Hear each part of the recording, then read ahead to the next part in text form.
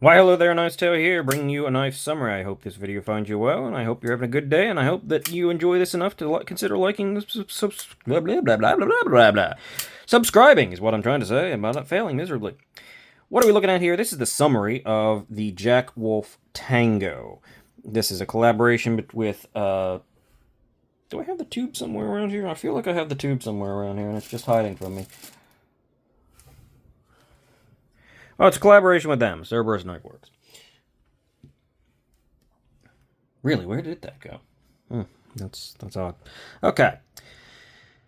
So, this is a premium knife. Not for everybody, just straight up. It's a small knife. Quite small. I mean, we're talking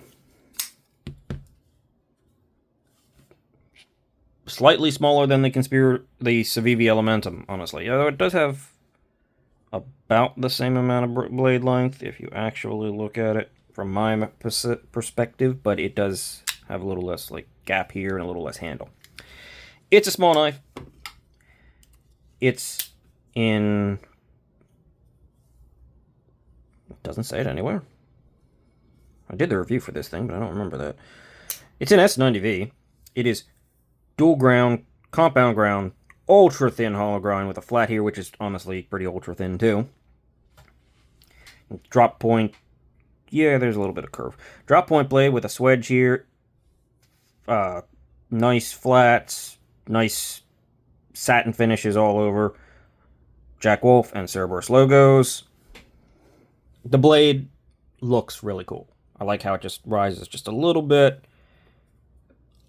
The blades look great looking in my opinion, and it performs great. It is very thin.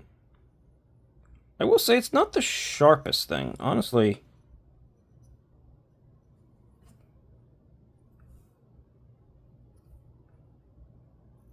I mean, it's sharp because it's so thin, right? It cuts well, but I actually think there might be a tiny bit of burr on this. Plunge grind and sharpening choil is fine. Thumb stud actuation, but it also has a front flipper, though the front flipper does not work. Of course, the full specs and all that and more detail are going to be would be sitting... What am I trying to say? I don't know. Am I trying to say that maybe if you want more detail and more specs and all that stuff, go look at the full review? Yes, that's what I'm trying to say. I think so, right? Yeah. Okay. Front flipper. It has one.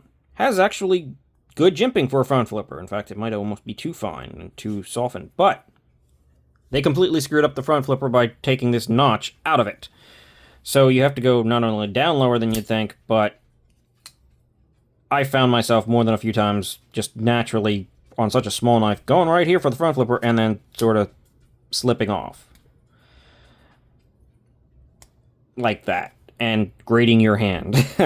So go a little bit lower than you might think for the front flipper and you'll be fine, but it's kind of the name of the game for this one.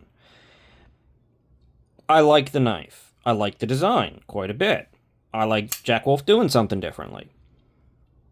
But there are a few things on here that I would expect to be executed differently or just generally better on a premium knife at this price point. I mean, this is well over a $300 knife, right? This is titanium frame.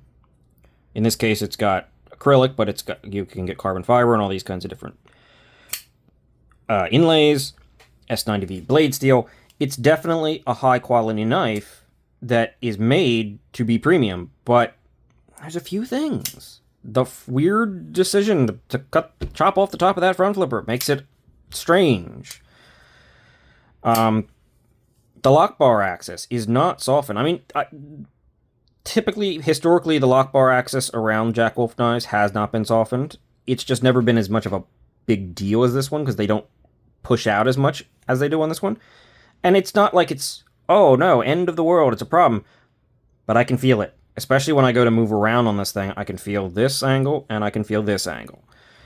And I don't want to feel either of those angles, especially on a knife where I'm already kind of forced to be in one of these positions. Like, I can go here and grate myself across there. If you go all the way back and you barely get, it's kind of 3.5 fingers, yeah, okay. You don't feel it almost at all. But who wants to be there? I want to be up here. And I can definitely get into a position that's fine. But I kind of expect that to be taken into consideration for... What is this? 300... Is this a $350 or $370 knife? Yeah. That's something that needs addressing. Lock bar access has never been Jack Wolf's strong suits in the first place because they design a knife to keep the aesthetic and the flow. This one probably has the best lock bar access of any Jack Wolf. It's not hard to get to at all. You can even get it from the side.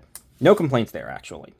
Despite it seeming like it would be a problem. That is not actually a problem. Oh, there's the S90V. It's back here. There you are. S90V blade steel. The thumb studs. They're tiny. They work great. Weirdly good. Great. Like, it's a very surprisingly satisfying reverse flick on this little sucker. Even though they're tiny and they're tight, yeah, they're great. Some things have been knocked out of the park here. It is centered. There's no play. The clip is a weird one, though. What the heck shape is that? That doesn't particularly make it ultra easy to get into the pocket. I'll be honest with you. That flat on there. Just take this and give us a slightly more of an angle instead of this flat on the end. It works. It's fine. It's not too bad in and out of the pocket. Let's see. Can I get it in the pocket just sitting here? Yes. It goes right over, but it can be a little bit tricky. It definitely can get a hang up if you get it at the wrong angle. Why is it like that? Doesn't need to be like that. Another thing that's weird about this knife is it's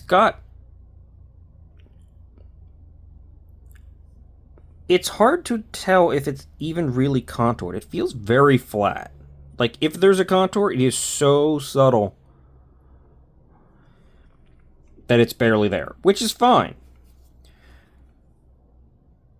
But the edges of this knife, there's a chamfer, as you can see right here, but it is a very steep chamfer and a very sudden one. It's abrupt. It feels much more angular than you think looking at this knife and the flow of it and the way it looks like it should feel like it's gone this, like a nice little curvature.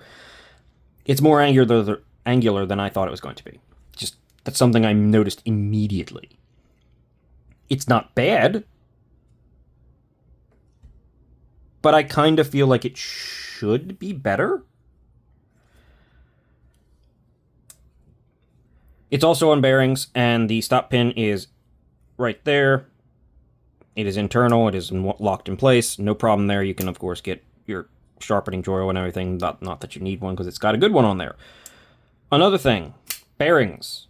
Bearings are not good. These are not good bearings. I don't know what bearings they use, but these bearings, partially because it's such a light blade, partially because it's such a small knife, and the bearings are super small,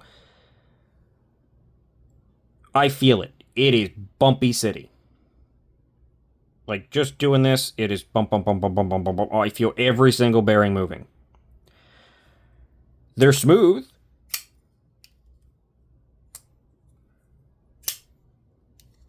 No, they're not smooth. They glide down and are lightly shake shut,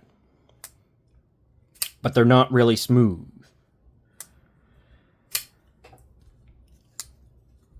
So this one is a mixed bag of, I really like what they're going for here, even though this is honestly smaller than I normally even go for. Like, I would definitely 100% like to see a larger variant of this, because I don't usually like knives this small. I mean, fortunately, I can still get a full 4-finger grip on it. If that wasn't the case, this thing would be out the door for me. But as it is, it's just confusing. Some of the elements that I'm talking about here, the lock bar cutout and everything, well, mostly just that, honestly. They were like that on the other Jack Wolf knives. It's just the way they did the lock bar was a big kind of bar. It wasn't as pronounced, and it fit with that sort of, like, the design of that old school kind of modernized slip joint pattern interacted with the way it was cut out much better so it never was a problem. This one, you start noticing things.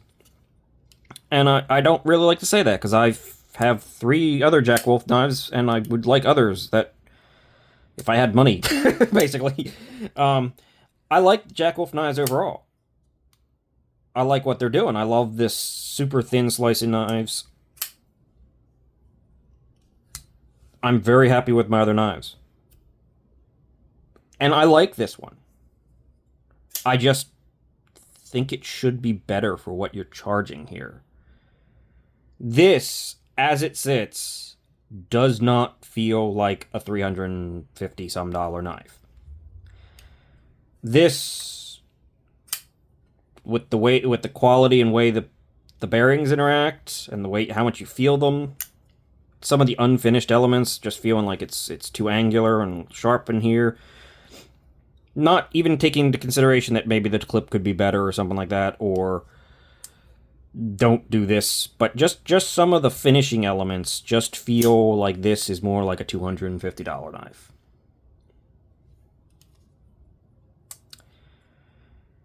Which is a shame. So, is it a good knife?